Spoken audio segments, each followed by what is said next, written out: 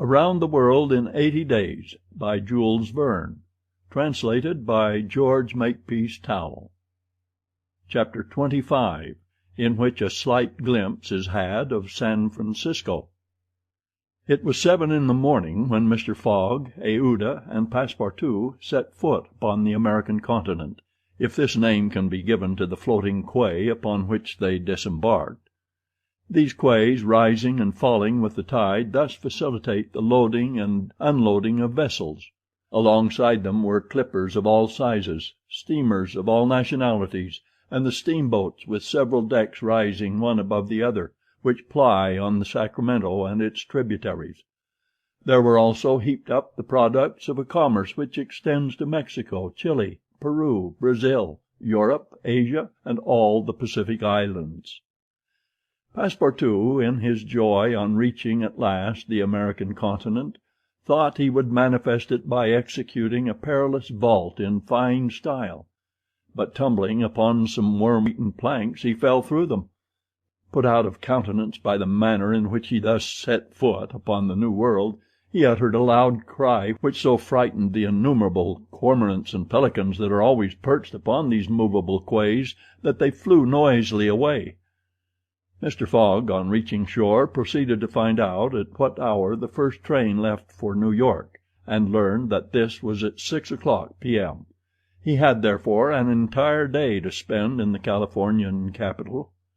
Taking a carriage at a charge of $3, he and Aouda entered it, while Passepartout mounted the box beside the driver, and they set out for the International Hotel.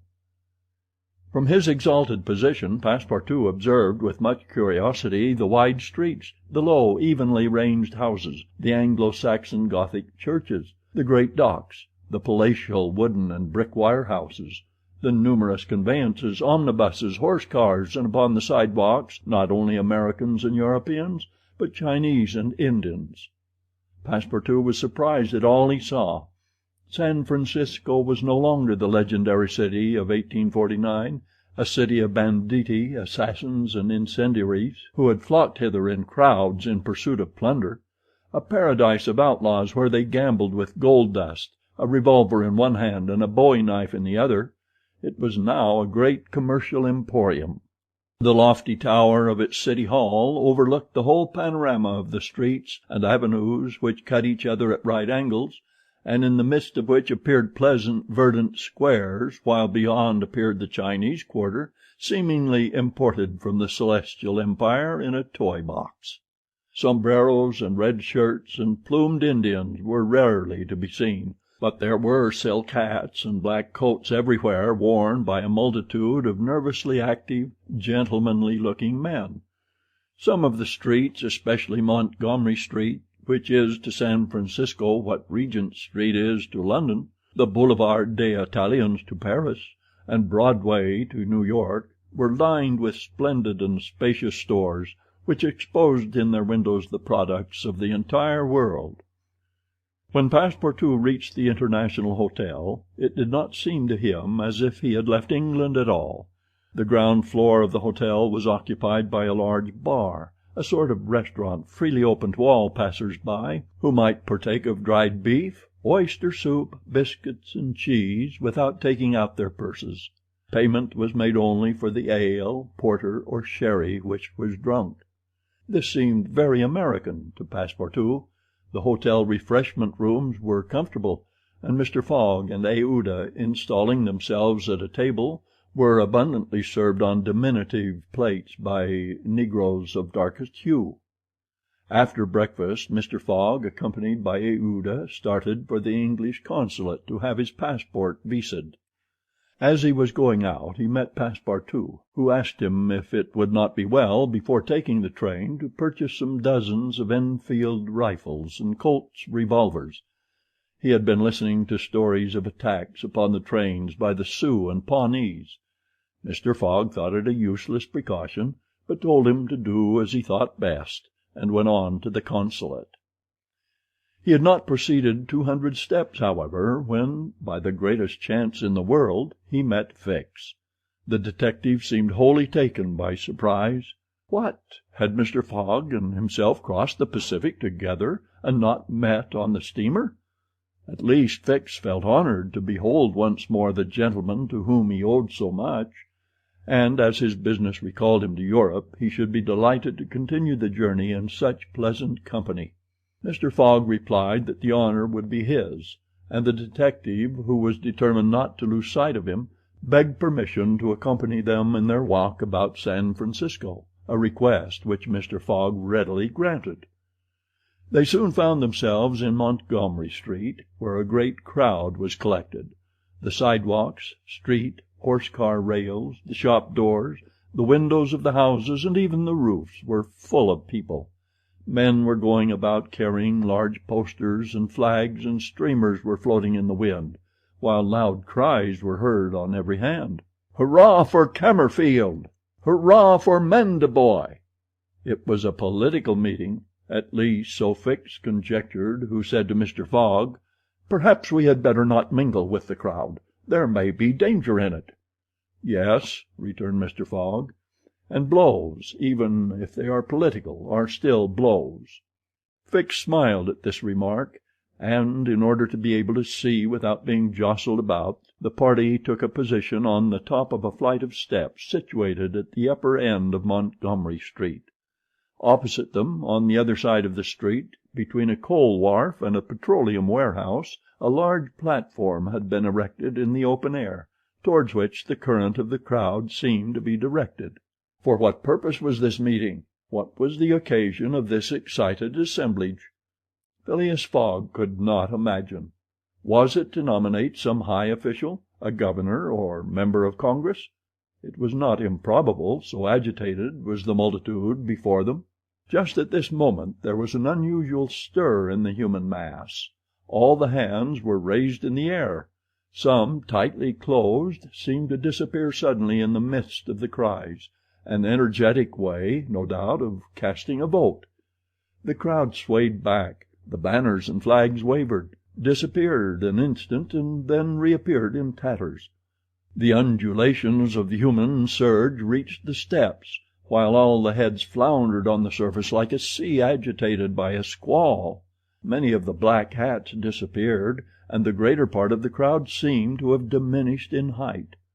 "It is evidently a meeting," said Fix, "and its object must be an exciting one.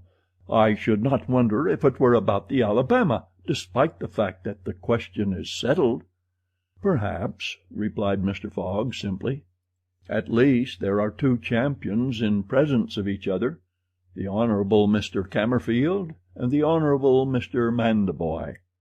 Aouda, leaning upon Mr. Fogg's arm, observed the tumultuous scene with surprise, while Fix asked a man near him what the cause of it all was.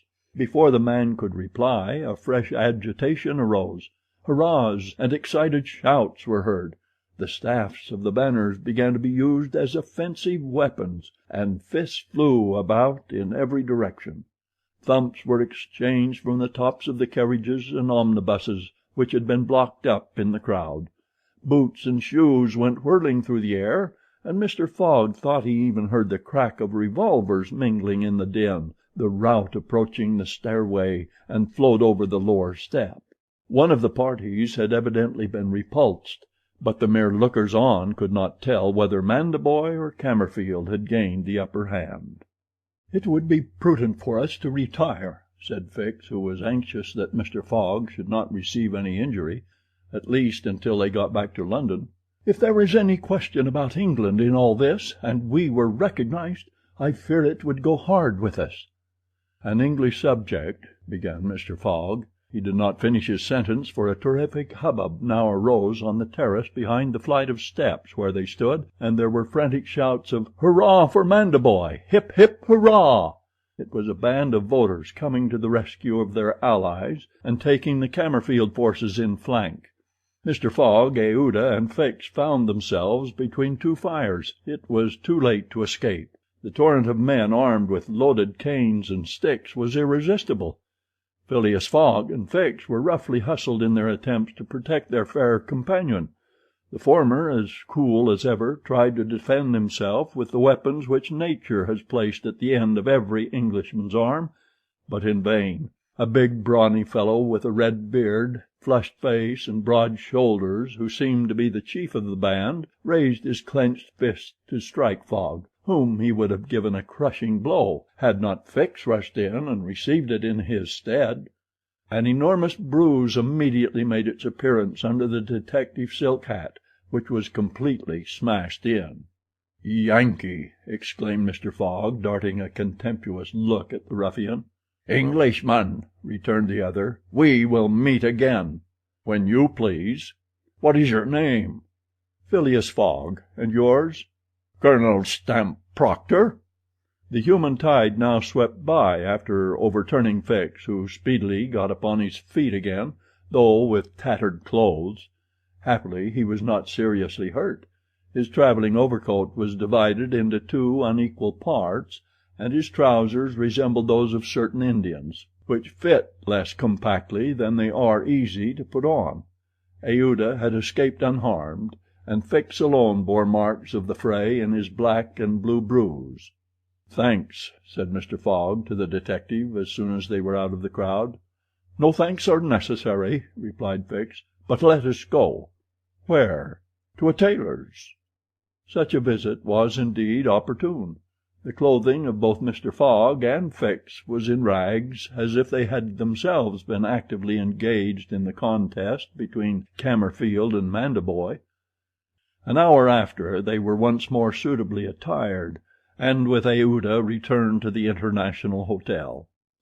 Passepartout was waiting for his master, armed with half a dozen six-barreled revolvers. When he perceived Fix, he knit his brows, but Aouda having in a few words told him of their adventure, his countenance resumed its placid expression. Fix evidently was no longer an enemy, but an ally. He was faithfully keeping his word. Dinner over, the coach which was to convey the passengers and their luggage to the station drew up to the door. As he was getting in, Mr. Fogg said to Fix, "You have not seen this Colonel Proctor again?" "No." "I will come back to America to find him," said Phileas Fogg calmly. "It would not be right for an Englishman to permit himself to be treated in that way without retaliating." The detective smiled, but did not reply. It was clear that Mr. Fogg was one of those Englishmen who, while they do not tolerate duelling at home, fight abroad when their honor is attacked. At 6:15 the travellers reached the station, and found the train ready to depart. As he was about to enter it, Mr. Fogg called a porter, and said to him, "My friend, was there not some trouble today in San Francisco?" "It was a political meeting, sir," replied the porter. "But I thought there was a great deal of disturbance in the streets." "It was only a meeting assembled for an election." "The election of a general-in-chief, no doubt?" asked Mr. Fogg. "No, sir, of a justice of the peace." Phileas Fogg got into the train, which started off at full speed. Chapter 25